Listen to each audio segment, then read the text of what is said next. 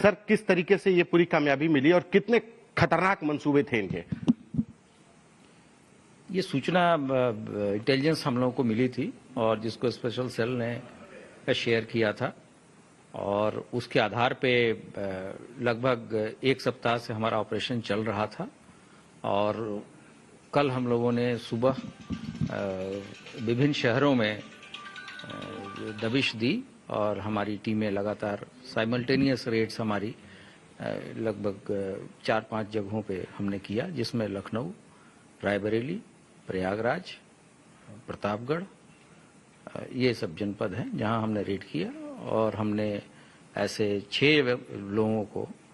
पकड़ा जो कि इस पूरे मॉड्यूल से संबंधित थे और उनके पास से प्रयागराज से हमने एक बहुत ही हाईली सोफिस्टिकेटेड आईईडी बरामद की और इनके मंसूबे बहुत खतरनाक थे। और आपको पता होगा कि उत्तर प्रदेश में पिछले 8-10 दिनों में काफ़ी वीवीआईपी विजिट्स हुए हैं, तो इसको लेकर चुनौतियां और भी ज़्यादा थी, लेकिन हमारी एटीएस की टीम ने इनको पकड़ा और चूंकि इनके इस संबंध में ऑलरेडी एक केस दिल्ली स्पेशल सेल ने दर्ज किया हुआ था और मुद्दा राष्ट्रीय सुरक्षा से जुड़े होने के कारण फिर इनको हम लोगों ने दिल्ली पुलिस को के स्पेशल सेल को दिया है, जिसमें से 3 लोगों को उन्होंने गिरफ्तार कर लिया है और लोगों से वो अपने हिसाब से पूछताछ कर रहे हैं, साक्ष्यों के आधार पर आगे की कार्रवाई कर रहे हैं। और जब इनको पुलिस कस्टडी रिमांड में लिया जाएगा तो हमारी एटीएस की टीम भी पूछताछ में शामिल रहेगी तथा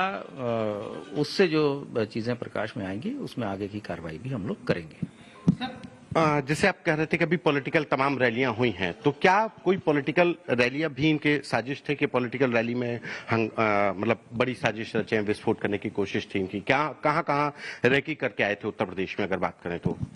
मैंने कोई पॉलिटिकल रैली की बात नहीं की, ये आपका अपना इंटरप्रिटेशन है। मैंने आपको वीवीआईपी विजिट्स के बारे में बताया था और तमाम ऐसे भीड़ भाड़ की जगह हैं, संवेदनशील स्थान हैं जहां की विस्फोट होने से काफी अफरा तफरी मच सकती है, तो उस हिसाब से भी ये मुद्दा काफी संवेदनशील है और ये पूरा राष्ट्रीय सुरक्षा से जुड़ा हुआ मामला है और एक आईएसआई के द्वारा कंट्रोल्ड ये पूरा मॉड्यूल था जिसको सक्सेसफुली यूपी एटीएस ने बस्ट किया है और आगे की कार्रवाई, इसमें जो विवेचनात्मक कार्रवाई है वो स्पेशल सेल दिल्ली के द्वारा किया जाएगा। सर, लंबे अरसे के बाद अंडरवर्ल्ड और आईएसआई का नेक्सस सामने आया है और उत्तर प्रदेश कहीं ना कहीं अंडरवर्ल्ड में जो शूटर सप्लाई होते थे, एक जो शुरुआती जो लोग काम कर रहे थे, वो सक्रिय तौर पर रहा। तो ऐसे में अंडरवर्ल्ड को लेकर के और आईएसआई जो तमाम एटीएस की एजेंसी भी काम कर रही थी, तो अब कैसे काम करेंगे? चुनौती बढ़ गई है अंडरवर्ल्ड के सक्रिय होने से? देखिए, जो चुनौतियां हैं वो लगातार हम स्वीकार कर रहे हैं और इसके पहले भी हम लोगों ने मॉड्यूल बस्ट किए हैं और आगे भी हम उस चुनौती को स्वीकार करते हुए उससे हम उस पर सफलता पाएंगे तथा ये सुनिश्चित कराएंगे कि यहाँ किसी तरह की कोई गड़बड़ी न होने पाए।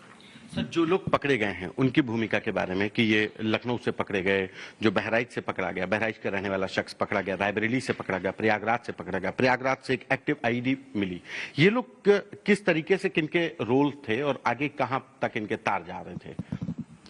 ये जो जब आगे की पूछताछ होगी तो इससे पता चलेगा। बहराइच का जो व्यक्ति पकड़ा गया है वो दिल्ली पुलिस के स्पेशल सेल ने पकड़ा है, उसकी धरपकड़ एटीएस यूपी के द्वारा नहीं की गई है और जिन 6 व्यक्तियों की धरपकड़ की गई थी उसके बारे में ऑलरेडी प्रेस को सूचित किया जा चुका है। सर, एक आखिरी सवाल, जो लखनऊ से पकड़ा गया आमिर जावेद, उसका ओसामा से कहा जा रहा है कि रिलेशन था, रिश्तेदार हैं। ओसामा जो पाकिस्तान में जाकर ट्रेंड होकर के आया है, तो क्या आमिर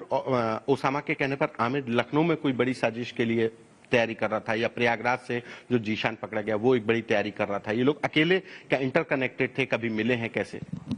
ये सभी लोग हाईली रेडिकलाइज्ड इंडिविजुअल्स हैं और इनके जो रोल्स हैं उसके हिसाब से ही आगे की विवेचनात्मक कार्रवाई होगी और जब अगर जो पूछताछ इनको पुलिस कस्टडी में लेने के बाद से जो चीजें प्रकाश में आएंगी हम लोग तत्समय आपको अवगत कराएंगे। अभी कुछ और लोग रेड्स चल रही हैं, कुछ और लोग भी हिरासत में हैं? पुलिस की कार्रवाई और नेशनल सुरक्षा से जुड़े हुए मामले हमेशा आदमी अलर्ट रहता है और जब कोई बताने लायक बात होगी तो अवश्य अवगत कराया जाए।